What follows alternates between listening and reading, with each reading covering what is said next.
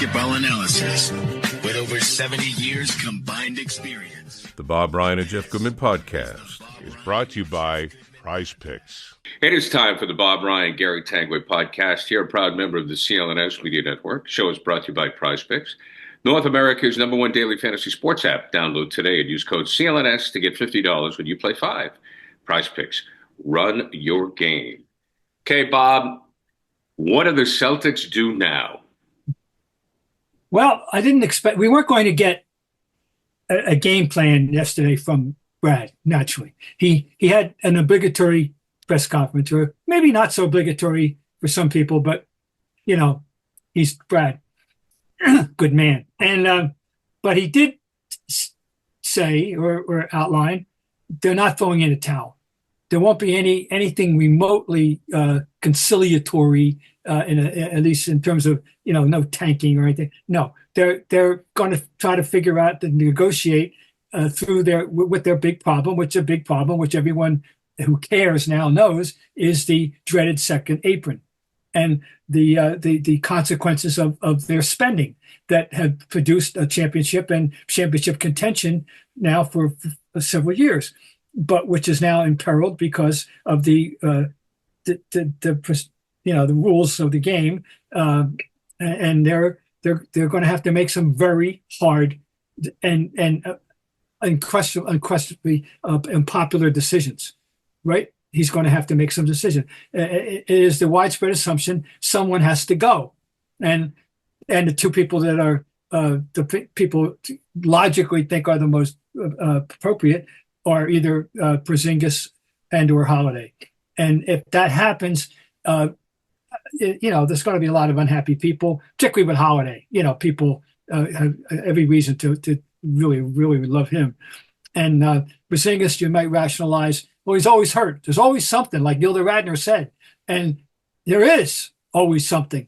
And we got maybe as much out of him as anyone's ever going to get, maybe already. Right? I agree. I think I look at those two players, and please believe me when I say this, I have great respect, and the reason the Celtics won a championship was because Porzingis and Jrue Holiday were here. No question. I don't see the same players. I just don't. I mean, I love Jrue Holiday. I would have voted for that guy for MVP for the finals. I mean, let's start with him, Bob. I mean, God bless him. 35 years old. He's not the same dude. Well, okay. And he labored at the end with an injury. It's more than likely there'll be more injuries at 5. Yeah. Question is, what is his? Well, someone would want him because he's if nothing else would be serve as an Al Horford type locker room guru for a team that is on the verge of something that can accomplish something and could make space for someone who won't make that many tangible contributions as intangible contributions and is willing to pay for it.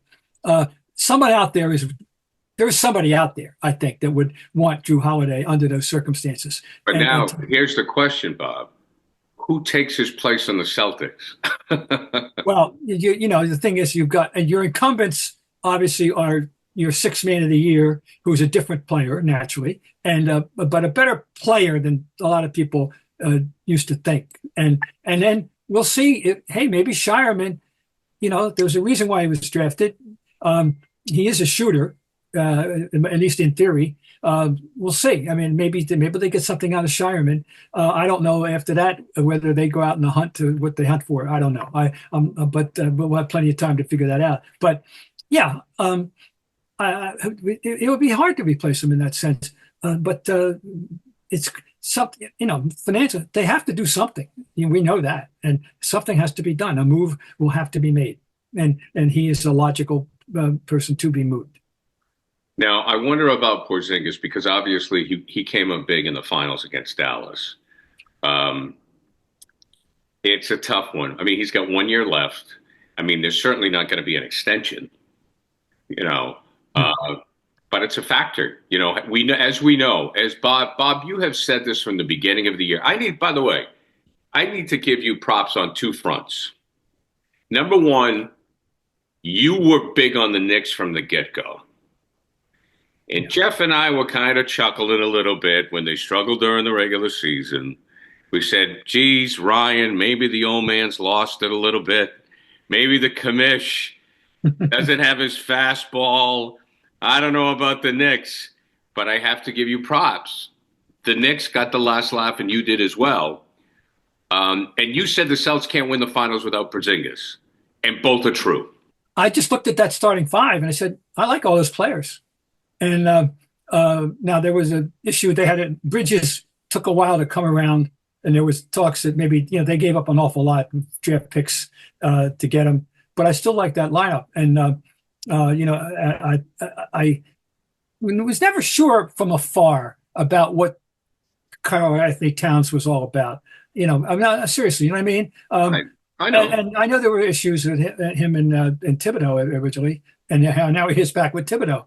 And but we see what he has to offer, and he fits in well with what they do. I'm a paid up member of the Brunson fan club. Everybody, and I'm a paid up member of the Josh Hart fan club. So I like that group, and like as everyone else, not concern. My issue with them was the bench and the fact that they just didn't seem to have anything significant.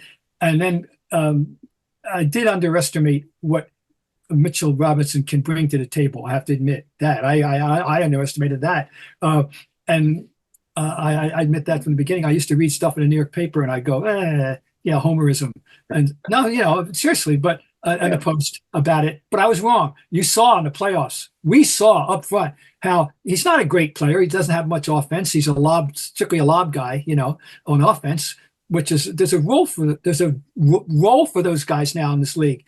If that's all you can do, it's okay. If you can play the other end of the floor, if you can protect the rim and get some rebounds and play and if all you can do is catch an occasional lob, it's okay. That's the way the world is now. Anyway, I like them, yes, and of course I was never anti-Tib. I was always pro-Tib. So here they are. It's all working, and the phenomenon is Jalen Brunson. I'll go back to what I said. When they got him, I love this guy, but he's not a star. Why are they paying this much money for him? Oh boy, and I wasn't the only one that said that, but I certainly was yelling it out. Well, we were all wrong. There was more coming than we realized with him, and I don't know whether Dallas underestimated what they had or what. You wonder why he didn't make more of an impact. But boy, we're seeing it now. Okay, I did like them. Yes. Get back to the guys in a minute. Prizepicks is the best place to turn your sports knowledge into cash. With millions of members, Prizepicks has made daily fantasy sports accessible to all. You just pick more or less on at least two players for a shot to win up to 2,000 times your cash. Run your game all season long on Prizepicks. All right, so we know that, the Celtics are done, but you can cash in on the basketball playoffs with Prizepicks. Don't miss your chance to add favorite players from the court to your Prizepicks lineup, whether it's points, rebounds, assists. Take your pick, more or less, for your shot to win up to 2,000 times your cash. Every Tuesday, Prizepicks will discount several projections on the board, usually by 15 to 25%. Sign up today and get $50 instantly when you play $5. You don't even need to win to receive the $50 bonus. It's guaranteed. So listen, Brunson, is he going to get 25 points, more or less? More or less, 25 points. I'm going more with that guy every time, but that's how it works. Download the app today and use code CLNS to get $50 instantly after you play your first $5 lineup. That's code CLNS to get $50 instantly after you play your first $5 lineup. Prizepicks, run your game. What about the fact that last year with the Celtics in the playoffs, they missed a lot of the big stars? I mean, did they face – let me ask you this question, and I'm thinking out loud as I ask it. Throughout the postseason last year, did they face anybody as formidable as Brunson getting to the championship? Because even when they faced Dallas, Dallas was not healthy. No, nobody was healthy. They had someone in every series. And I obviously, my homerism, I wanted to downplay that when people brought it up. And now you look back and you have to admit that they had to have something to do with it. The fact that they were not saying they couldn't have won, but they were 16-3. Right. One of the great runs ever. One of them, not the best, but Bulls, I think, had something great one time. But in the realm of 4 series now that we have, this is one of the great runs ever. So I think they would have won, but they didn't. They hardly were challenged seriously challenged. So they would have had a harder road. You know what? I don't know. With the age of the 3-point shot, I don't know if I'm being a little archaic here, but I've taken a look back at the series, after the dust settled, and they had 4 20-point leads, right? And they blew 3 of them. Yes. Is it fair in this age of the 3-point shot, which has changed everything? Is it fair to question a team's mettle when they blow 3 20-point leads? Oh, it's something hard to live with. It's a very embarrassing thing on your resume, I think, and losing those first 2, especially, the way, I mean, which turned, changed everything naturally. I know, it's not good. They'll be lucky if people tend to, let it slide, or if this isn't something that people were bringing up in 3, 5, 7, or 10 years, they'll be lucky. Because I think it will be something that people, you're not going to see this. I'll put it this way. I'm assuming we'll never see this again. I mean, never. That we'll see a team with a 60-win team lose 2 20-point games to open up a series, 2-point leads. So, right. I don't. I put money. If you asked me to, put a bet down, I certainly would bet that it's not going to happen, and be willing to take the consequences. So, they're going to be lucky if people don't dwell on this. Does Mazzulla deserve to take some heat? I think when you stake your claim on the 3 and you're going to live and die by it, you better be ready to take the heat if it blows up in your face. And I think it's a safe thing to say that it did in those 2 games. And this utter reliance. Now, it wasn't just the offense. That's the other thing. You pointed out defensively. I mean, sloppy defense. Yeah. Careless turnovers, careless passes. Right. Taking it the 20-point lead. You don't take it for granted. There's too much. If it's anything less than 6 minutes to go, I'd say you better take it. Play as if you're down 20, or at least play harder. Yeah, I think somehow, some way, it happened once. It just looks real bad when it happens as frequently as it did. Because it wasn't just the 20, they lost the 14, and but all right, that's NBA. But Joe, Joe's having an interesting ride. He's still a young coach. He's still young. He's still learning this. But he's certainly going to. The resume has been, shall we say, it's getting more. It's filled out with a different variety of experiences now. So we'll see how he is next year. Well, I mean, it's obvious. I mean, the guy can coach. I mean, that was the big thing, right? We said, can he coach? Yeah. I mean, he can coach. That's been established. Joe Mazzulla is an NBA coach. He's got a ring. Boom, he deserves it. He's there with he's on the mantle with all the other guys that have won. But you wonder about the adjustments again. When you don't have Porzingis healthy and you don't have Holiday the same way you had them last year, do you have, and again, this is the ultimate second guess. I mean, this is a big time second guess because I certainly wasn't thinking about this going in. Will experience teach Mazzulla to say, okay, Holiday's not the same, Porzingis isn't the same. Do I need to adjust my game plan? Because when I had those 2 guys at 100%, I could launch the 3 and I could play that way. But I don't have them now. So after blowing that 20-point lead in the first game, do I need to make an adjustment? That's my second guess. And believe me, it's a second guess. I think that's fair. That's fair. And, and then, but then again, I was thinking during that famous game 5 that he would, if he were the type of guy, that a certain other type of guy, he would have been willing to go tell us all, I told you so. Right. Because, that's our game, guys. You just saw it. Right. And so don't to get off my back, but he's not that kind of guy. He's never going to say that out loud and or anything like that. So we don't know what he really thought about watching what they were doing in Game 5, except to say that's the way we can play. And we know, that is the way they can play. And it was an excellent game. But But No, when you have two guys that are hurt like that, you just again, you can't become so reliant on it. All right, final question on this. He's got a year left, right, on his deal. He's a lame duck. well, that's a good That question. weird to you? I haven't. I'm not even sure. I never thought about it. No. Yeah. He's got a year No, left. I mean, is that never thought odd? about it. Yeah. So, he's got a very wise and patient boss, if you will. We know that, Brad. And, Brad, once again, he's got Brad's confidence. I would think Brad is, he did select him and he did promote him and from when we never even thought about him. So he sees something in him. He has belief in him. I don't know how much Brad, is advising him in any way. I don't know. We don't know this. I'd love to know, but so yeah, no, but that's a fair question. He's going to be under scrutiny. At the very least, he's going to be under continued scrutiny. If they'd won a second one, people would shut up. But no. After this, even when you concede the injuries, the way it happened was distasteful. Let's be honest, and that's that horrifying. Now, I've got to throw this one out there. They lost by 38, and in the clinching game in the Western Conference Finals, Denver lost by 32. You imagine that the two combined were 80 points. I know. So it's they're not the only one with an issue there.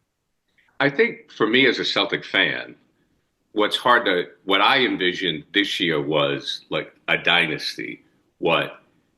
Because I saw the roster and I was like, wow, all these guys are back. And you've talked about it a lot, Bob. You said health is always the great equalizer, and that was the case in this. Obviously, that's one of the issues. But now it's not the same. It just goes to show with the salary cap in the second tier and how much you have to spend, quite frankly. Because we saw what the Golden State Warriors did. They spent a ton of money. They were in the same boat as us, as the Celtics. I mean, they spent hundreds of millions of dollars over the cap to win a couple of titles. That's just what you have to do. So the Celtics had that chance. And now, if they move on from Holiday or Porzingis isn't the same guy, they're kind of like all the other contenders. They've got two great stars, and then they got to fill in the blanks. The frustrating thing about this past year is we looked at that roster and said, there are no holes. That's not the case anymore.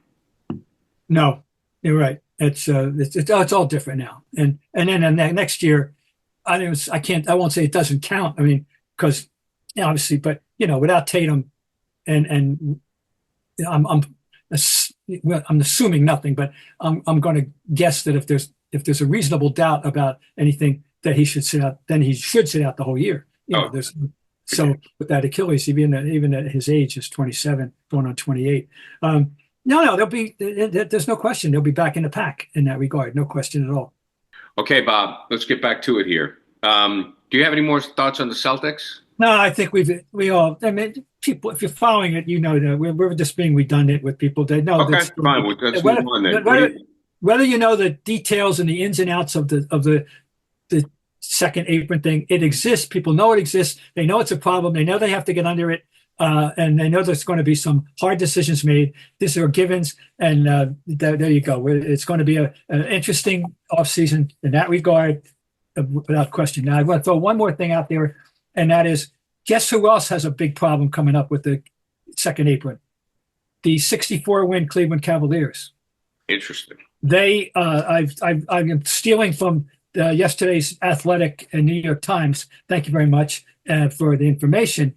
But if right now they're 27.3 million over the projected luxury tax line next year, and that's with 10 players under contract.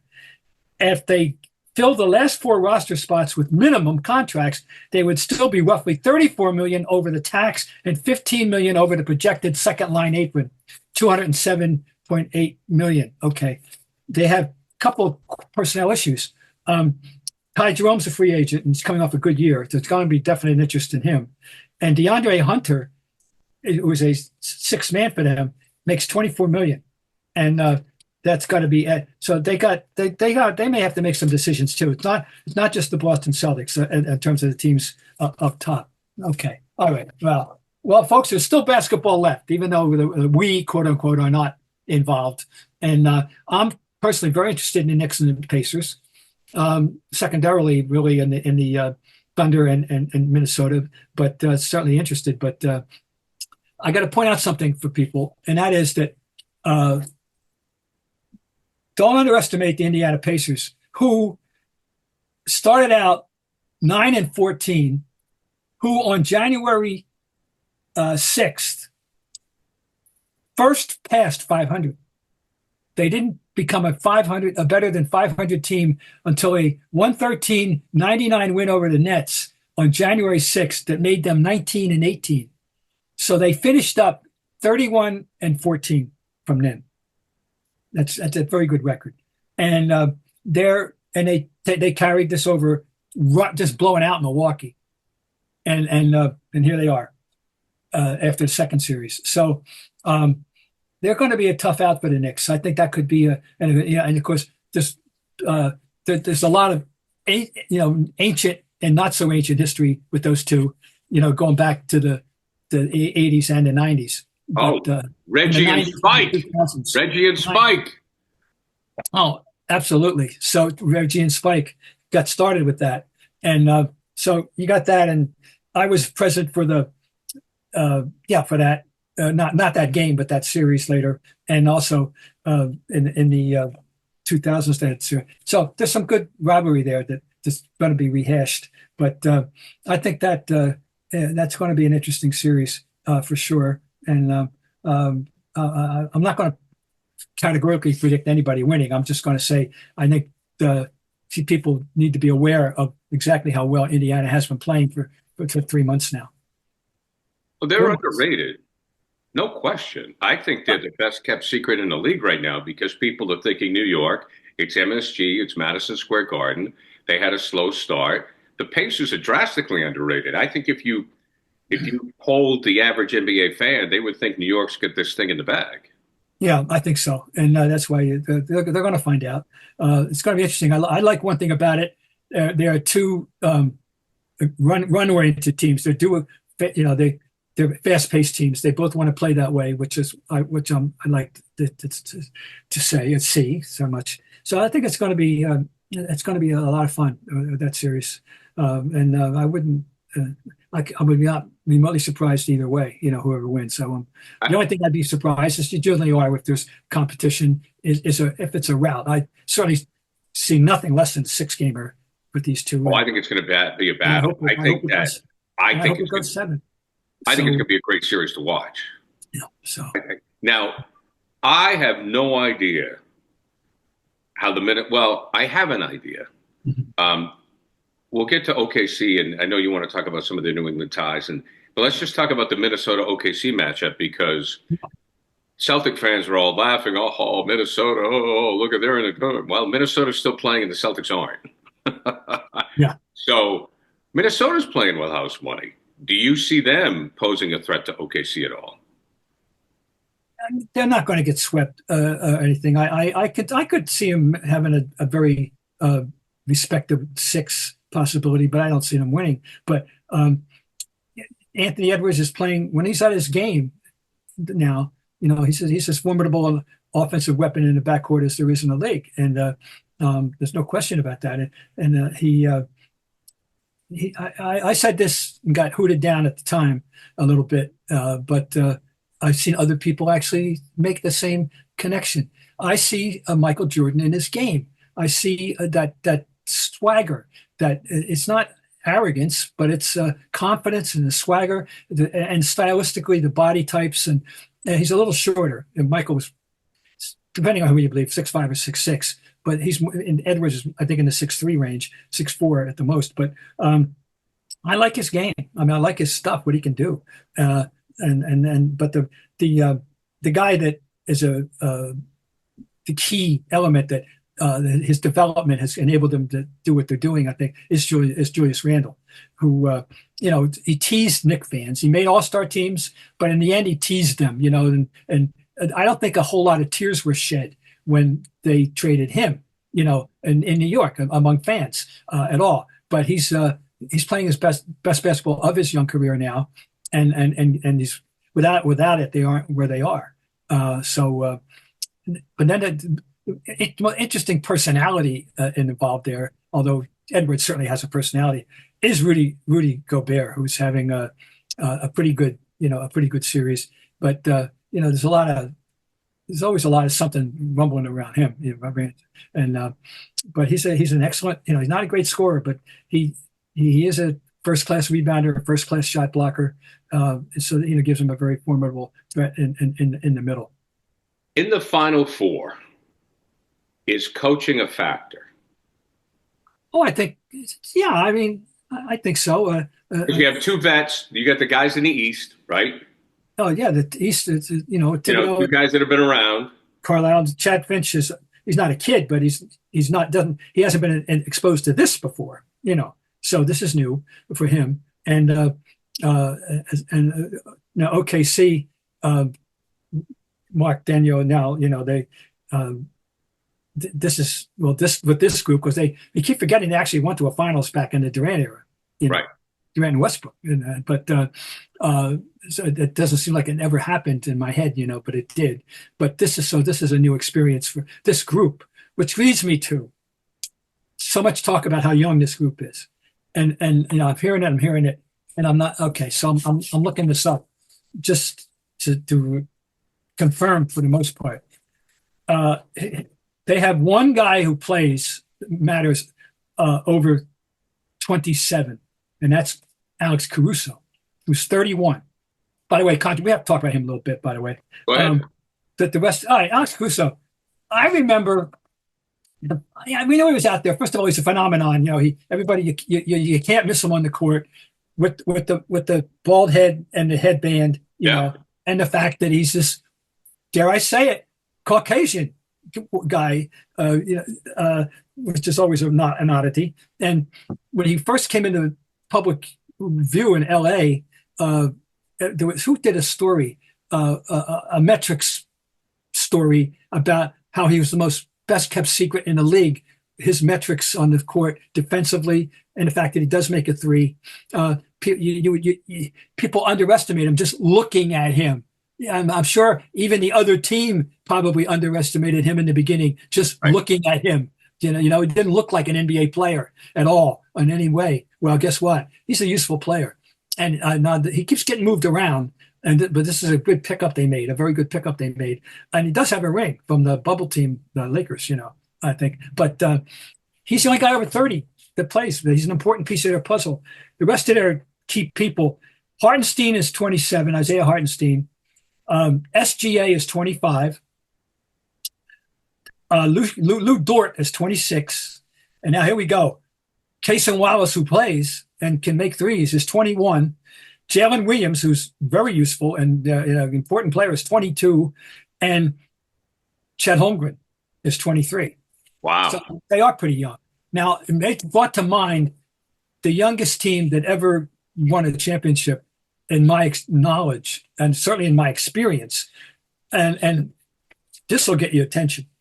The 1976-77 Trailblazers. We knew they were young. Well, of 1, 2, 3, 4, 5, 6, 7, of their first 9 players, okay, one guy over 30, Herm Gilliam, and that was because he turned 30 in May of 77. So he played the whole season at 29. Rest of the roster, Lionel Hollins, Big Train, was 23. Johnny Speedy Davis was 21. Bobby Gross, 23. Maurice Lucas was 24. Lloyd Neal was a graybeard at 26, as was Dave Twardzik. Corky Calhoun came off the bench at 26. And Bill Walton himself played that entire season at age 24. And they won the championship. That's the youngest team. Wow. So that this team would be right the second. So it can be done, but it hasn't been done in 48 years. So we'll see. We'll see. Okay. Well, that's pretty interesting. I had no idea. That is one of my favorite teams because of Dr. Jack Ramsey's leisure suits. Oh, yeah, Dr. Jack. And one of my favorite lines ever at the 1976 winter meetings in Hyannis, Massachusetts, the meetings in which the ABA-NBA merger was confirmed. And he had just taking a new job with the Buffalo Braves. No, with the Trailblazers, going from Buffalo, right? To Portland. And I said, Jack, what are you going to do with all that rain? He said, Bob, he said, during the season, I don't have time for weather. It's a great line. Isn't that great? That's a great line. And he went on and won a championship, having no time for weather. Is there a story behind the ABA-NBA merger? You mean like a deciding? Yeah. Something? Or was it pretty much a slam dunk, no pun intended? The ABA was actually, there was lucky break. It was contracting. They were down to 7 teams. Yeah. They were up. It started playing as 9 or 10, but during their 10-year existence, it was a 10-year existence, I believe. And they were down, and they were ready to, but they had something to offer. They had talent. The story is, all the scoffers, myself a little bit included, at the time, that at the 1977 All-Star game, the first All-Star game post-merger, of the 24 players, 10 were ABA expatriates. Well, I mean, you had Issel, Dr. J, McGinnis, Gilmore. Yeah, you had George McGinnis. Yeah. Yeah, George McGinnis. You had, there's some guards. I mean, yeah. Anyway, 10 of the 24. We're forgetting some obvious people, I'm sure. Right. Yeah, but Louis Dampier was a big name, but I don't know if he did anything in the NBA. Yeah, he didn't. He never transferred it much to the NBA. But he was very good for the. Was David Thompson ever in the NBA, or was he all NBA? Oh yeah, he was. He was. Yeah, he was. He was ABA. He's probably one of them. ABA. Yeah, he was definitely one of them. Issel, Thompson. Yeah, I remember. Yeah. So, but 10 of the 24. I'll look it up. I'll present that information next time for you. But anyway, I'm trying to think of we know the great story among the great little subplots is that 4 teams came in, and San Antonio, Indiana, Nets, and Stars, right? Utah. Right. Well, they came in, and 4 teams came in, not the Stars. So I'm forgetting some of the obvious. Anyway, Spurs. Yeah. So right, Spurs, of course. But they bought off the 2 owners of the St. Louis Spirits of St. Louis, the Silna brothers, and they bought them off with something, I forget exactly what it came down to, that enriched them for the rest of their lives. They got an annual kiss in the mail, as they say, thanks to what they did not come in, but they bought them off, and it was turned out to be the greatest move they ever made financially. I can tell you that, the Silna brothers. So anyway, but the people don't know that move, but that thing came down right here in Hyannis. Yeah. I was there. That's a great story. Don Chaney played for the Spirits. I remember that. Oh God, yeah, he did. Yeah, I remember he went over there and played for the Spirits. And they're Moses Malone. Was it Moses Malone, a Utah Star? Yeah, Moses Malone, of course. Yeah, we'll get them all. We've gotten almost all of them. Yeah. So, I mean, that was a big name. It was tremendous. It was interesting stuff. Bob, as we wrap up, if you're a New Englander, should you be rooting for OKC? Well, if you're a New Englander, if you're a purebred New Englander, 3 of the 4 teams have a Boston/New England connection. Of course, the Knicks have Tom Thibodeau, who's from New Britain, Connecticut, Salem State University alumnus. Okay, Celtic assistant, Harvard assistant. Okay, very good Boston New England ties. That's number 1. Number 2, who we got? 3.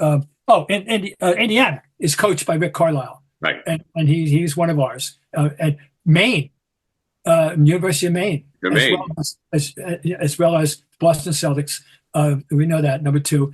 And number 3, high school raised in Leominster, Massachusetts, Mark Daniel. And so that Central Mass, right? We know Central Mass has got to be pulling for the Thunder. Yeah. So there you go. Those are New England connections. I couldn't come up with any for the Timberwolves. I mean Timberwolves. I couldn't come up with any off the top of my head. So we'll see if I can find a reach somewhere. They all left with McHale. Okay, Bob. Yeah, I thought about that, but he's no longer there. If only he were the GM, but he's not. So. Yeah, or Seasting was hanging around there for a while. All right, Bob. We will talk to you at the end of the week. Mr. Ryan will be joining us. Bob Ryan, Gary Tanguay. Proud member of the CLNS Media Network. Brought to you by Prizepicks, North America's #1 daily fantasy sports app. Download today. Use code CLNS. Get $50 when you play 5. Prizepicks. Run your game. Talk to you next time, Bob. Great. Good, Gary.